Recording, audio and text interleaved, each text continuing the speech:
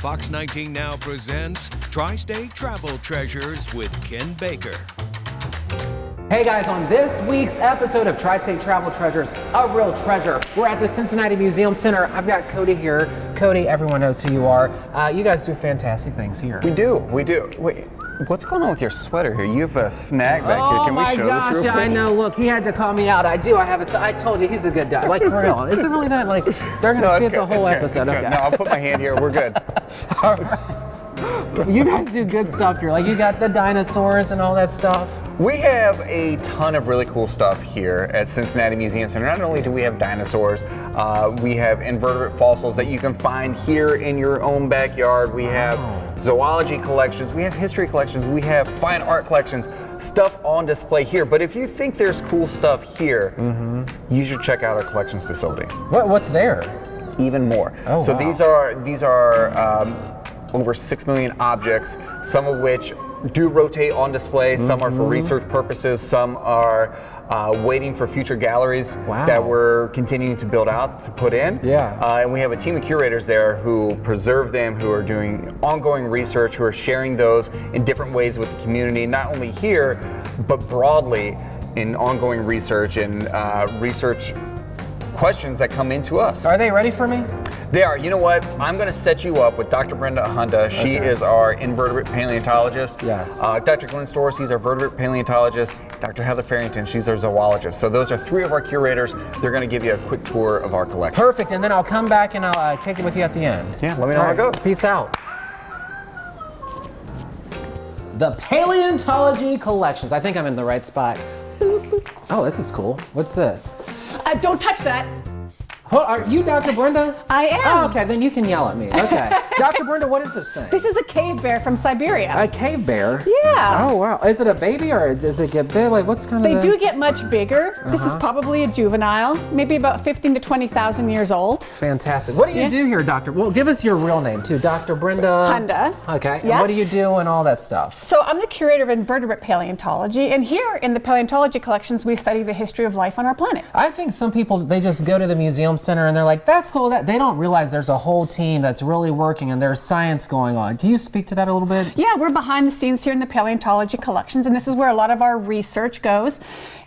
All of these specimens that you see here today are little pieces of information about something that lived sometime in the past somewhere on Earth. Were these like over in Asia or are they here? Well, we have material from all over the world, but actually, did you know that Cincinnati is actually world famous for its fossils? I did not know that. Yeah, so when you're stuck at the cut in the hill for the semi-traffic, truck traffic, you can see all of these amazing fossils that are found at the cut in the hill and other localities in our creek beds around Cincinnati. So the next time I'm in traffic just hanging out and I'm mad and gripping, that just look over to the wall there and some of this is in there. Oh yeah, some of this is in there. Actually, these are the Cincinnatian fossils that we have here are 450 million years old. Okay, let's break down some of this. What do we got here? All right, so back in the Cincinnati 450 million years ago, this region was covered by a shallow tropical ocean, and all of the life that was in there was mostly invertebrates, that is animals without backbones. What I like to say, if you step on it, it goes crunch or squish. Okay. So we're talking worms, we're talking trilobites. Right? Yeah, this is kind of similar to a modern roly-poly. This is a trilobite. They're not related closely, but you can kind of get a feel that they look sort of similar to each other.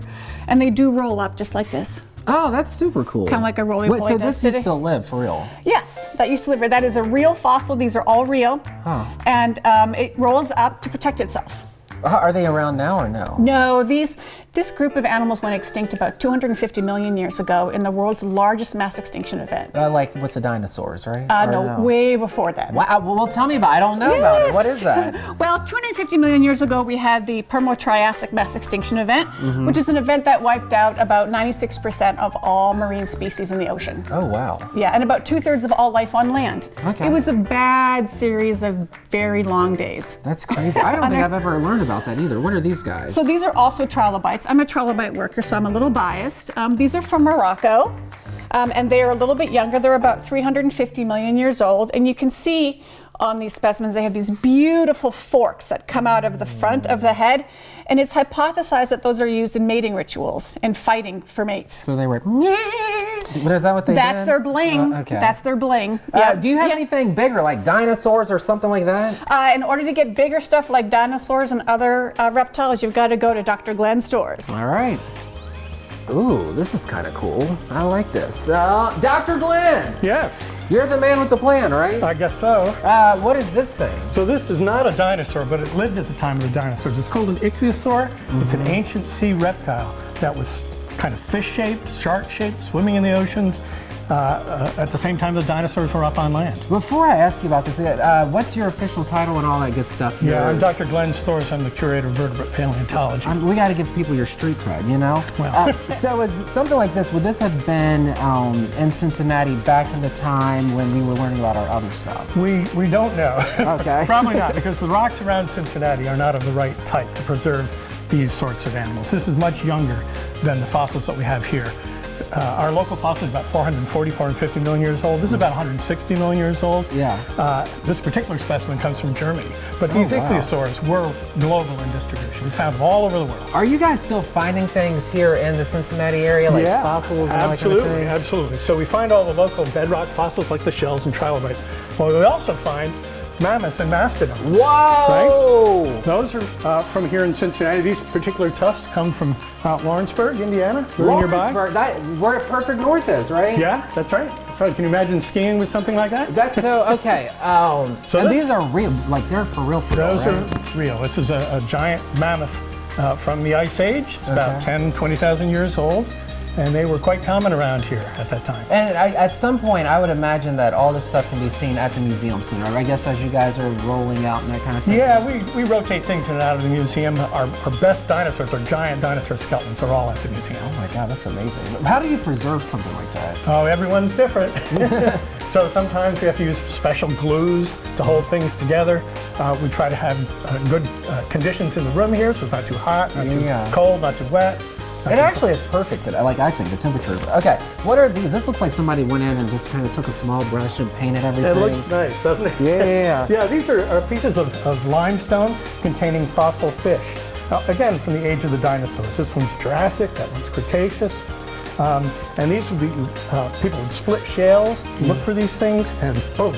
Let me ask you this. I get really excited about cooking a really good dish. If I fry some chicken really good or make some really good macaroni and cheese, is that how you feel when, you guys have a completed work, that feeling of just, yes? Yeah, we love that. Yeah. And we do have to clean these things up typically when they come in from the field, right? We get them in the laboratory. We use brushes and little picks and things to clean them up. But we would be the first person to ever see these things. I love this. Before we leave you, I also had noticed like this little guy here. Who's this? This is called an oreodont. This is from Nebraska. It's about 40 million years old, I would say. It's kind of a sheep-like animal. It's a mammal, so it's not too different from some of the things we find today, but it is an extinct group. And this is a beautiful specimen. I mean, is that the red, is that kind of what's left over from like maybe some of the blood or something that would have been No, there? these are cracks in the bone, but that have been filled with probably iron mostly, and maybe manganese, different elements that give it that color. Let me ask you then I'm going to get out of here because I got to go and find some more stuff. When people go and visit the museum center, I know you do all the science and all this stuff. What do you hope they take away from it? Well, I want them to be excited about the dynamic, changing nature of our planet, and understand something about the deep time history of the Earth. Yeah. That's really what I want. I love it. Do you have anything modern that I can go check out? Yeah, not in this collection, but if you go through these doors, you'll find Heather, who has that collection. Please don't touch anything. Don't touch it. That's what everyone keeps saying. Oh my God, it's so hard not to touch this stuff. Look at the snakes and the glass and all kinds of things and... Hi! Welcome to the Zoology Collections. Are you Heather? I am. Okay, creepy. Like, this is all creepy and crawly. It just almost scared me. What's in here? So this is our fluid collections for zoology. It's mostly reptiles, amphibians, and fish that we house in here. So you were looking at the lizards when you walked in. Yes. We have our snakes, we have our turtles, we have our frogs and toads, our salamanders, and our fish collection is at the back. We have all kinds of cool things in here. This isn't everybody's favorite area, but I really enjoy this stuff room. like this doesn't bother me. What's your study, your specialty? So I'm the zoology curator here at the Cincinnati Museum Center, so I basically take care of all of our animal collections, everything from insects to mammals. Do you have anything cool you want to show us? Sure, I have all kinds of fun stuff I can show you in here. Is that where, what's here at this table? Sure, we can take a look at this stuff. I guess the obvious, the journalist in me, I always say, what's the point of keeping them, preserving them, putting them in this liquid? What's all that about? So animals like reptiles and amphibians tend to preserve better in fluid rather than trying to dry them out or skin them, as you'll see in the other collection areas. So these animals are typically stored in alcohol. So all of these jars are filled with alcohol, and that's how they're permanently stored. So we can actually take the animals out, they're still flexible, they still have all their internal organs. So if we wanted to do any studies on stomach contents or put them in a CAT scan or something, we could do that with all of these animals. I think a lot, and this is very, I'm just learned something. We see things like this in scary movies, so I think we think, oh, it's scary, but this is really, there's a science behind why we do this. Yes, there definitely is. What do we learn from things like this, and why are they part of the collection for the Museum Center? So you can think of these collections as almost like a reference library, but instead of books, we have animals. So if you're interested in studying a particular group of animals or a particular species, you can come to a museum and look at all of the specimens that they have on file. So we can look at differences on males and females. Can we can, pick sure. Yeah, okay. And just like learn, is this something that the general public can do? Like, how can they check these out and see these? So we do give tours of our Geyer Center, but they're by appointment. Okay. And we also have researchers and students and things come in for research projects and tours.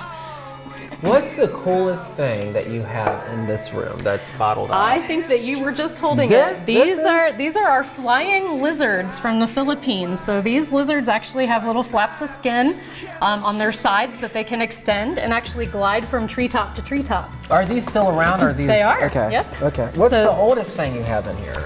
Oh gosh. So our oldest specimens in this room probably date back to the 1920s. Oh wow. So we've had things in here for about 100 years now. So I like it. upstairs we have older specimens, but the fluid specimens, our What's collection is about upstairs? Is 100 that still? That's not fluid up there. That's. It's not. So that's our dry collection. So that's going to be things like taxidermy and study skins and skeletons. all Shall that we kind of go stuff. there? Sure. Let's go. Lead the way. All right. Let's go. Wow, Heather, you delivered. Man, this is impressive. This is our zoology dry collection. So very different than what we just saw downstairs. This is a real lion. It is. It's a taxidermied lion.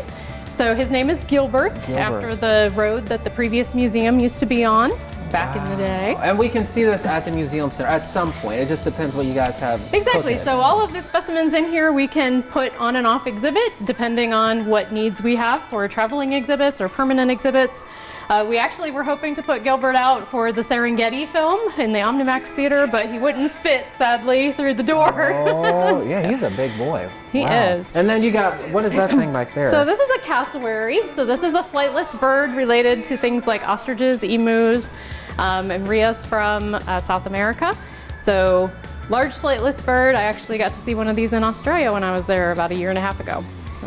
All right, oh my gosh, I just love birds. Love them. You got tons of them here. Anything cool you want to point out? Oh, look at these guys. Yeah, so that's one of our bobcat specimens. So a lot of our taxidermy is actually very, very old, but we still create new taxidermy depending on needs that we have for exhibits. So we do have a taxidermist on staff that can help us prepare specimens if we want to put anything on exhibit. Okay, some people watching this might say, why are they doing this? It's so horrible, but why do we need to do stuff like this? So again, for education, exhibits, research purposes, so we want to document what these animals looked like, where they lived, where they came from, so we can have this historical record and of you all just this said biodiversity. looked, you put a D on there, looked like, so that means some of this stuff must not be around anymore, right? That's right. So we actually have a few extinct species here that I pulled out of our collections. Okay. So the one you're probably most familiar with is the passenger pigeon. So we have our passenger pigeon here, and you probably know the link to Cincinnati with the passenger pigeon. The last one died at the Cincinnati Zoo. Also our Carolina parakeet. The last one also died at the Cincinnati Zoo. We also have our ivory-bill woodpecker, and our great auk is the big one, the black and white bird there. So these are animals that you can't find anymore. So if someone wants to study these animals, they have to come to a museum. You can't find them out in the wild anymore. And then you've got some bears up. Wow, that's a big old shell there. So giant clam? Yes. Yep. So did somebody eat the insides? What happened? That's a good question. I'm not sure. And then, of course, I'm not a lover of birds, but I appreciate what they do. And why do we have these bad boys here? So again, these are collections for research purposes. So these are some common species we have around here. This is our cardinal. I'm sure you're familiar with those. We also have our indigo buntings. And one thing that researchers can do is if they have a lot of specimens in one place at one time, they can actually line them up and look at differences between males and females. They can also look at differences between juveniles and adults. You can also look at geographic differences. So if you have specimens from Florida versus Ohio versus somewhere out west, you can look at how these species might look different based on where they're collected from. Before I leave and go meet up with my homeboy Cody back at the museum, Yep. Why do you do this? What gets you out of bed and why are you like, yes, I love what I do? I think that working with the collections is amazing. I mean, there is nowhere else in the world other than a museum collection that you're going to be able to see such a diversity of species, not only modern, but also historical, like you saw down in paleontology. And then we also have amazing historical artifacts. So we have things related to Cincinnati history and all kinds of manuscripts, archives, books. All of it. All of it's here in one place. It's just an absolutely amazing place to explore. All right, you want to walk me to the front door? Sure. All right, let's go.